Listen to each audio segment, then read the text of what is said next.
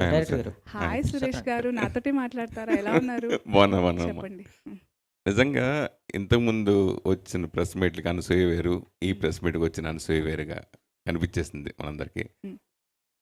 కొన్ని క్యారెక్టర్, కొన్ని సినిమాలు మనం మనీ కోసం చేస్తాం, కొన్ని మనసుకు నచ్చి చేస్తాం, కొన్ని క్రేజ్గా చేస్తాం. సో మీకు మనసుకు నచ్చి చేసారని ఈ సినిమా అర్థమైపోతుంది. సో ఈ కథ చెప్పినప్పుడు కానీ మీ క్యారెక్టరేషన్ గురించి కానీ అంతకుముందు అనసూయ కూడా చాలా పాటలు వేరే రకంగా చూస్తాం. సో ఈ రకంగా దీనికి మీరు ఎలాంటి కేర్ తీసుకుని చేశారని? నేను మారలేదు, ఇవాల్వ్ అయ్యాను. మార్పు వేరు, ఎవల్యూషన్ వేరు. సో ఈ సినిమాతో నేను ఇవాల్వ్ అయ్యాను డెఫినెట్గా.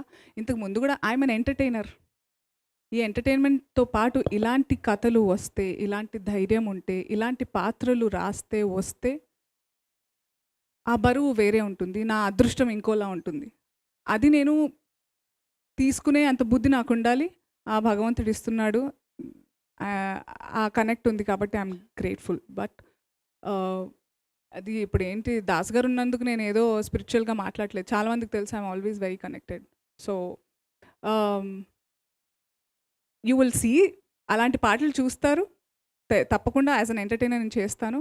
బట్ ఈ సినిమా అనేది అంటే ప్రతి పాత్ర నాకు నచ్చే కనెక్ట్ అయ్యి చేస్తాను. కానీ ఈ సినిమా ఇట్స్ ఆజ్ ఎలా చెప్పాలి, నేను ఇది జరిగింది, ఇది ఎలా చెప్పాలి సార్? భయ్యా, అనసూయ గారు మనకి సాక్షిలో పనిచేసిన దగ్గర నుంచి, ఆ తర్వాత జబర్దస్త్, ఆ తర్వాత యాంకర్, ఆ తర్వాత మీరన్న మీ దృష్టిలో ఉన్న రోల్స్గా మనకు తెలుసు.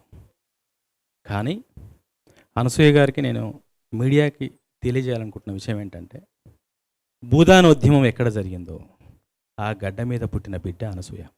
భూదాన్ పోచంపల్లిలో అనసూయ గారి తాతల ఇల్లు 100 గడపల ఇల్లు. నల్లగొండ జిల్లాలో ఉన్న ఇల్లు ఎవరిదంటే అది అనసూయ గారి తాతల ఇల్లు. ఆ 100 గడపల ఇంట్లో 1000 మందికి భోజనం పెట్టిన ఇల్లు ఆ ఇల్లు. భూదానోద్యమంలో పాలు పంచుకున్న చాలా ఉద్యమకారులను నిలబెట్టిన ఇల్లు ఆ ఇల్లు.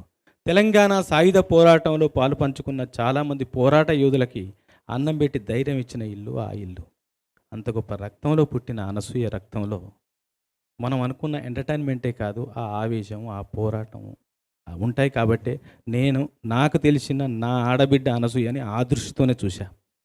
నేను మాట్లాడేటప్పుడు క్యారెక్టర్ గురించి అనసూయనే అంతే అనుకున్న తర్వాత, మీకు తెలుసో లేదో, చాలా నేను కామెంట్స్ చదివా తర్వాత, మీ మీద గౌరవం పెరిగింది మేడం, ఇలాంటి కామెంట్స్ రావడం స్టార్ట్ అయినాయి.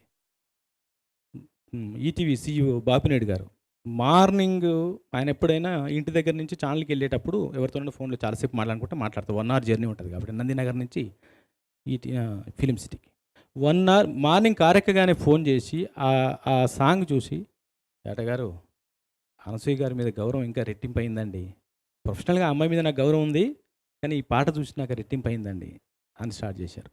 ఫిలిం సిటీ వెళ్ళేంత వరకు, సరే నా రూమ్లోకి వచ్చాను మళ్ళీ కలుద్దాం అనేంత వరకు అనసూయ గారి గురించి, ఆ పాట గురించి, పెర్ఫార్మెన్స్ గురించి, విషయం ఏంటంటే ఆవిడ వేసుకున్న కట్టు బొట్టు అన్నీ కూడా, అందులో క్వశ్చన్స్ కూడా కొన్ని వేశారు.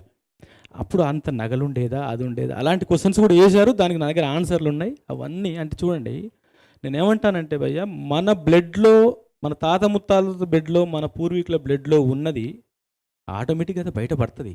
దానికి ఒక టైం రావాలి. అనసూయ గారికి ఇప్పుడు టైం వచ్చింది, ఈ పాట ద్వారా టైం వచ్చింది.